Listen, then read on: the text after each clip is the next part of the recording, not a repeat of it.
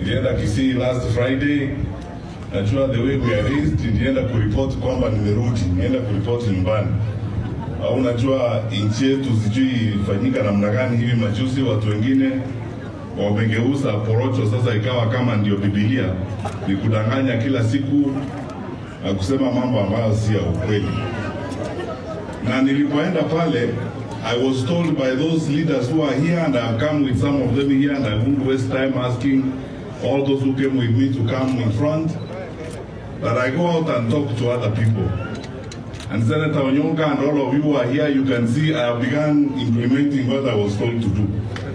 Nimekuja hapa kuongea na kukaa na wengine. This is what I was told to do. Come and talk to Honorable Kalonzo Musyoka, talk to Honorable Martha Karua, talk to Honorable Deputy President Rigathi Gachagua, talk to Eugene Wamalwa na wao viongozi wote. Tutafute njia ya kupeleka nchi yetu mbele. I will be very brief, and please listen to me very carefully. Mimi vile naona, I said last Friday and I want to repeat it here. And because tumekaa kwa muda mrefu, I will not tie you with a long story and a long speech.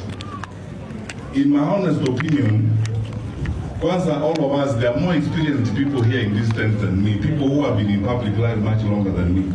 And I'm very happy to see all these wonderful people here. Mzee Noah Wekesa na wale wengine, my brother Kipruto Kirwa, people who have participated in managing this country and its politics for a very long time. In every nation's journey of progress and development, a time comes when people must sit and very carefully have a conversation about how they're going to move forward. Na sisi Kenya tumefika hapo. Hata tukikaa vile tumekaa hivi, and for the short time I've been here listening to people, we have very serious challenges in our country right now.